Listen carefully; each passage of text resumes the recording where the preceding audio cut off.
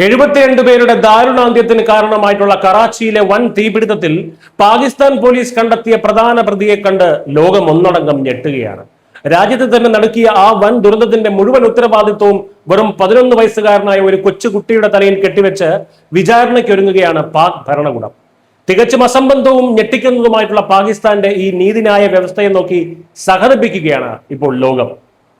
കറാച്ചിയിലെ സാദറിലുള്ള വാണിജ്യ കേന്ദ്രമായിട്ടുള്ള MA ജിന്ന റോഡിലെ Gul Plaza shopping സമുച്ചയത്തിലുണ്ടായ തീപിടുത്തത്തിലാണ് ഈ 11കാരനെ പ്രതി ചേർത്ത് പാക് പോലീസ് കുറ്റപത്രം സമർപ്പിച്ചിരിക്കുന്നത്. ഈ ഷോപ്പിംഗ് സമുച്ചയത്തിൽ കൃത്രിമ പൂക്കൾ വിൽക്കുന്ന കടയുടെ ഉടമസ്ഥനായിരുന്നു കുട്ടിയുടെ പിതാവ്.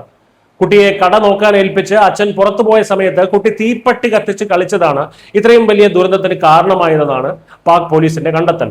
ഈ 11കാരനെയും പിതാവിനെയും ഉൾപ്പെടെ 6 പേരെ പ്രതി ചേർത്താണ് ഇപ്പോൾ കുറ്റപത്രം നൽകിയിരിക്കുന്നത്. കൊച്ചുകുട്ടിയെ മറ്റു പ്രതികൾക്കൊപ്പം കോടതിയിൽ വിചാരണയ്ക്ക് വിധേയനാക്കുമെന്ന് ജില്ലാ പ്രോസിക്യൂട്ടർ അബ്ദുൾ റസാഖ് ഗുജ്ജർ വ്യക്തമാക്കുകയും ചെയ്തു.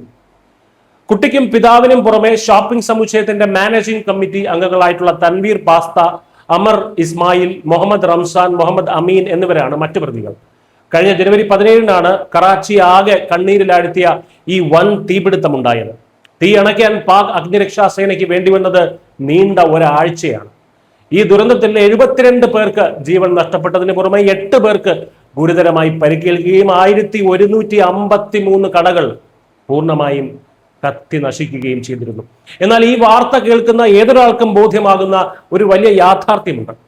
തങ്ങളുടെ സമ്പൂർണ്ണ ഭരണപരാജയവും അടിസ്ഥാന സൗകര്യങ്ങളുടെ അപര്യാപ്തതയും മറച്ചുവെക്കാനാണ് പാകിസ്ഥാൻ ഈ ഒരു കൊച്ചുകുട്ടിയെ ഇപ്പോൾ ബലിയാടാക്കുന്നത്.